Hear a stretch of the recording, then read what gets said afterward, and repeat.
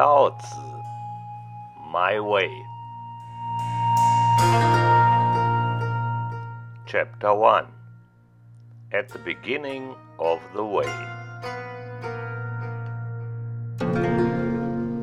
At the beginning I am. Before the beginning there was nothing. In the end I am still. After the end nothing comes. My way today led me into the Thai mountains. The first month of spring is here, and it's just freezing cold. The wind blows through every crack imaginable. I dress warmly, but I can dress as much as I want, I freeze. I move, but I can move as much as I want, I freeze. I make fire, but I can make fire as much as I want, I freeze and don't stop freezing. The winter is supposed to be over long ago, but the spring doesn't yet succeed in generating pleasant temperatures. My nose feels like an icicle. My fingers crack alarmingly with every move, and good customs forbid me to talk about other body parts. I am told that in the first months of spring, the sun is under the sign of Yin Shu. At dusk, the constellation Shen culminates, and at dawn, the constellation Wei culminates. His days are Jia and Yi. His divine ruler is Tai Hao. His guardian, Go Mang. His animals are pangolins. His note is Jue. His key, Tai Tzu. His number 8. His taste sour and his smell musty. I am also told that one sacrifices to the door spirits, and that among the offerings the spleen leads the way. The east wind loosens the ice. The animals begin to awaken from their hibernation. The fish push the ice open. Fish sacrifice to the otter. The brant pulls the north. I am told all this about the first months of spring. 300 miles south of the Du Mountains and 200 miles east of the Yan Mountains lies the famous Thai Massif in today's Tai'an district in Shandong province. Jade can be extracted from its heights, and metallic minerals can be found on its slopes. Here grows the shiny privet, an evergreen tree that can grow up to 10 meters high. Its leaves are glossy dark green, lighter on the underside, of leathery consistency, ovoidly pointed, 8 to 12 centimeters long. When it blooms, the foliage is almost completely covered by creamy white flowers. It is in this mountain range that the Huan River, which flows northwest into the sea, and the Go River, which flows northeast into the Lao River, originate. Seal fish swim in its water. An animal called Tung Tung lives on the high ground and on the slopes. It looks like a pig and has a stomach, gall and kidney stones that work wonders in medicine. The animal gets its name from the sound it makes when it calls its peers. At the foot of the massif, a water buffalo called Fei lives in small herds. He has a body of a cow, a white head, and a snake tail.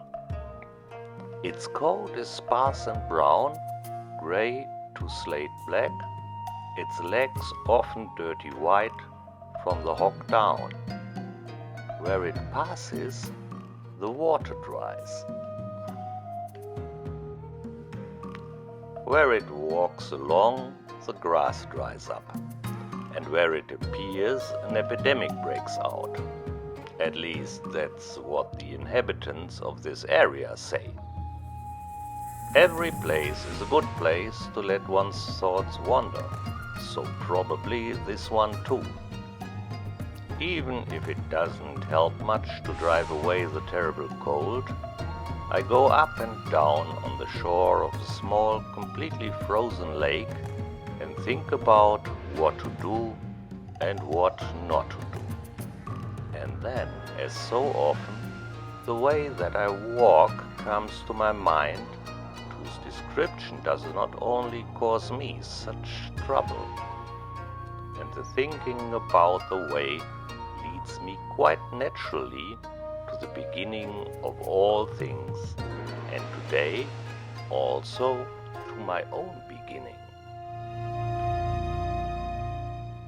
With a limited degree of certainty, I will, on the 46th day of the cycle of the 60s, the third year of the ruling Duke according to the present calendar, but certainly on the day, month and year 0 or 1, depending on the view and attitude of my own calendar, which corresponds to the 30th day of November 250 before our calendar, in the village Dao de Jing, in the district Ku of the state Chu, in the today's district Luyi in the province Henan, south of the river which crosses our country and our plans and determines our life, in the zodiac sign Fish, which is the most important of all zodiac signs because it promises luck and long life, and over whose, namely the fish, real feeling, much later my friend Zhuang and Mr. Hui will debate, now finally be born. Now someone is always born somewhere, but while all those and all others not mentioned are very common, I am alone someone who can only inadequately be described as exceptional. After all, despite my uniqueness, I am of course not the result of an immaculate conception. I am not even in a position, let alone willing, to imagine how such a thing can function at all. I am rather sure that my parents have a lot of joy in my creation. In any case, I don't want to imagine it any other way. And my mother lies on a comfortable bed in the women's chambers of a well-kept estate, not in the poking straw stable. And then I come. Greetings, dear mother.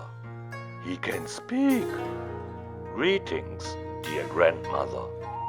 That's impossible. Nothing is impossible. Greetings, dear auntie. A miracle. What a miracle. Of course, there are no miracles. But why are mother, grandma, and aunt so surprised? Only because I greet them as befits the firstborn son, grandson, and nephew? It is not my fault that you have to beat other newborns first, so that they at least start screaming. I am different from the beginning, and nothing will change until I leave the world to the west. By the way, I can also read and write and everything else, and others can master either badly or not at all, even after much arduous learning. But nobody notices that, first of all, because neither bamboo strips nor brushes or ink are at hand. The excited women call the men of the family on the sea. At the moment they are still playing cards and drinking a pint. Then they rush in and look at the mess. "Greetings, dear father," but that is, "Greetings, dear grandfather," that cannot. "Greetings, dear uncle," that is impossible. Oh yes. The gentlemen are left with a spit in the fog of their light intoxication. They look a bit helpless and disturbed. My father is the first to catch. "Why does a kid have a beard? Why don't you have a beard? We must give him a name. What should his name be? Long nose, but she's very small and cuddly. Saucer eye, but they're very narrow and mischievous. Floppy ears, such nonsense. Pout mouth, nonsense." Naming is always cause for quarrels. Why should it be different in my family than in yours? So it takes a while, but finally they call me That sounds like and means ear. And so my name is Lee because our family name is Lee. But under this name no soul knows me. I am not asked what I would like to be called, but for the time being I do not care. Later they call me Lao Dan and Laozi, but these names are of course unsuitable for a newborn. Names and concepts accompany me all my life on all ways, but in a way they are no more than sound and smoke. Now that I have a name, I can make my own decisions.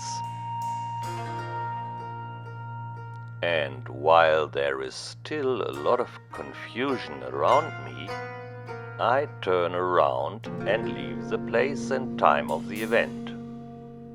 Immediately my name fades. The memories of the family members of the events fade. My whole existence fades. There is a lot of speculation about it even during my lifetime. The viewer looks in many directions and sees nothing everywhere. Nobody knows anything exactly, but everyone has essential to contribute to it. I myself only trust my own judgment and go my way. But is the way I go the absolute way? We will see. And is a name that I call not the eternal name? Not really. Is the beginning of heaven and earth unnameable? For most human fools, probably already. After all, is the mother of all things identifiable? You can give it a try. Without desire, one may look upon the deep meaning. Full of desire, one surely only looks at the surface. Both probably have an origin, but different names. One may call it dark, and then the darkest of the dark may be the gate to deep meaning. But who wants to enter through this gate? Enough speculation. It is time to retreat into nature, into the tranquility of lonely and at the same time excitingly beautiful regions. From now on, I will meet other people only occasionally, and for a short time, and that is a good thing. And at some point, I will also stop freezing.